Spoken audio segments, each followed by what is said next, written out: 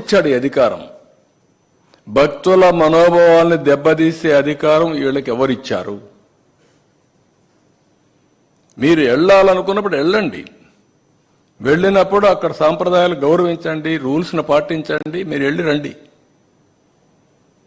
ఇక్కడ కూర్చొని కావాలని మళ్ళీ నెపం వేరే వాళ్ళ మీద వేయడానికి ఇష్టం లేదు. పోవడానికి అక్కడికి పోతే సంతకం పెట్టాలి, సంతకం పెట్టేది ఇష్టం లేదు, సంతకం పెట్టి కూడా దౌర్జన్యం చేయాలి, దౌర్జన్యం చేయడానికి వీలు లేదు. కాబట్టి మీ యొక్క సమస్య అది. We're very clear. నేను అదే చెప్పాను మొన్న మీకు అందరికీ. నేను ఒక చట్టం తీసుకొస్తున్నాను, ఇతర మతస్థులు ఎవరికి వెళ్ళాలన్నా ఏ మతమైనా సరే, ఒక మతం అని కాదు, ప్రార్థనా మందిరాల్లో కానీ లేకపోతే వేరే మతాల్లో చర్చిల్లో కానీ మసీదుల్లో కానీ ఎక్కడైనా సరే వాళ్లే పనిచేయాలి, వాళ్ళ సాంప్రదాయాలు మనం గౌరవించాలి, నో సెకండ్ థాట్స్. వేరే మతం వాళ్ళు పోయినప్పుడు అక్కడ సాంప్రదాయాలను గౌరవించి దాని ప్రకారం నడవడుచుకోవాలని చెప్పాం. అలాంటివి చెప్తే దళితులు రానిరా, దళితులు రాని ఎవరు చెప్పారండి? ఎవరు చెప్పారు మీకు దళితులు రాని? ఎవరు చెప్పారు? దళితులు పోవడం లేదా టెంపుల్లోకి? అంటే నువ్వు పోకుండా, మీరు పోకుండా, మీరు పోవడానికి కారణం మీరు ఎత్తుక్కుంటూ కావాలని బురదేసే కార్యక్రమాన్ని చేస్తూ మీరు ఇంకొకరిని మాట్లాడడానికి మీకు అర్హత ఎక్కడ ఉందండి? Why you are talking all? అందుకే నేను చాలా స్పష్టంగా చెప్తున్నా, ఇతనికి ఒక అలవాటు అయింది రాజకీయాల్లో, ఒక క్రెడిబిలిటీ, విశ్వసనీయత లేదు. చెప్పిన తప్పే చెప్తా ఉంటాడు. నేనేదో చెప్పానంటాడు, నేను చెప్పలా. This is the report. దేవుని భక్తుడిగా చెప్తున్నా. ఇది జరగకుండా 4 ట్యాంకర్స్ కూడా ఉపయోగించకపోయి ఉంటే నేను చాలా సంతోషపడేవాడిని. బాధపడుతున్నా, మనోవేదన చెందుతున్నా. వెంకటేశ్వర స్వామి కలియుగ దేవుడికి ఎలాంటి అపచారం ఆ గీ అయితే వాడారు, ఎక్కడ వాడారనేది ఇంకొక విషయం. గీ అయితే వాడారు, ఆ గీలో ఉందా అంటే నెక్స్ట్ వచ్చిన గీలో ఉంది. Same continuation. ఎందుకు ఇది రిజెక్ట్ చేశారు కదా అని మాట్లాడుతున్నారు. రిజెక్ట్ చేశారు. ఎందుకు రిజెక్ట్ చేశారు? అంత మునుపంతా కూడా యాక్సెప్ట్ చేశారు, వాడేశారు.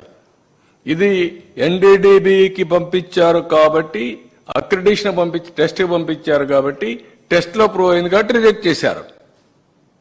ఇంత మునుపు చేయలేదా అంటే చేయలేదు. అడల్టరేషన్ టెస్ట్లే లేవు అక్కడ. ఇప్పుడు పెడుతున్నాం world class testing equipment, laboratories అన్ని పెడతాం. అందరితో మాట్లాడతా, దేశంలో ఉండే ఎక్స్పర్ట్స్ అందరితో మాట్లాడి purity is important, sanctity is important, పవిత్రత.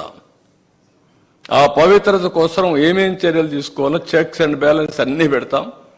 ఎలాంటి అపవిత్రమైన కార్యక్రమం వెంకటేశ్వర స్వామి సన్నిధిలో జరగకుండా, వారి ఆర్గనైజేషన్లో జరగకుండా కాపాడే బాధ్యత ట్రస్టీగా మనందరి బాధ్యత. వారసులుగా గౌరవించాల్సిన బాధ్యత ప్రజలందరిది.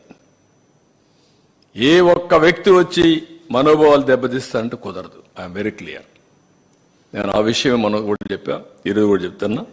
ఇలాంటివన్నీ చెప్పి ఇష్టం లేకపోతే పోవద్దండి, ఇష్టం ఉంటే వెళ్ళండి. వెళ్ళినప్పుడు అక్కడ సాంప్రదాయాలు పాటించి వెళ్ళండి. నన్ను మీరు అడగడానికంటే నేను అడగడం లేదు. అక్కడ ఉన్నాయి, రూల్స్లో ఉన్నాయి. ఆ రూల్స్లో ఉండేది పాటించి తీరాలి. ఇంకొక ఆయన మాట్లాడుతున్నాడు. ఏం మాట్లాడతాడంటే, ఒక ఆయన అయితే వాడు జనరల్ సెక్రటరీ పెట్టారు, అడ్వకేట్ ఎవరో ఒక అతను, పంది మాంసం బంగారం, నెయ్యి రాగి, బంగారం తీసుకొచ్చి రాగిలో కలుపుతారంటాడు. అంటే మనోభావాలు అంటే లెక్కలేదా మీకు? కనీసం మీరు కండెమ్ చేశారా? మాజీ ముఖ్యమంత్రి గారు, మీ పార్టీ జనరల్ సెక్రటరీ అవునా కాదా? మీ వాళ్ళు ఏమేమి మాట్లాడినా మేము భరించాలనా? మీకు బాధ్యత లేదా? మీకు ఆ విషయాలు నేను అడుగుతున్నా, ప్రజలను గుర్తించుకోమంటున్నా. ఎట్టి పరిస్థితిలో వెంకటేశ్వర స్వామి సన్నిధిలో కానీ, వెంకటేశ్వర స్వామి టీటీడీ ఆధ్వర్యంలో నడిపే వ్యవస్థల్లో కానీ అపవిత్రం జరపకుండా కాపాడే బాధ్యత మేము తీసుకుంటాం. చాలా గట్టిగా ఉంటాం, దాంట్లో ఎక్కడా రాజీ లేదు. సెక్యులర్ దేశంలో ఆయన డిక్లరేషన్ అడగడం ఏమిటని ప్రశ్నిస్తున్నారు.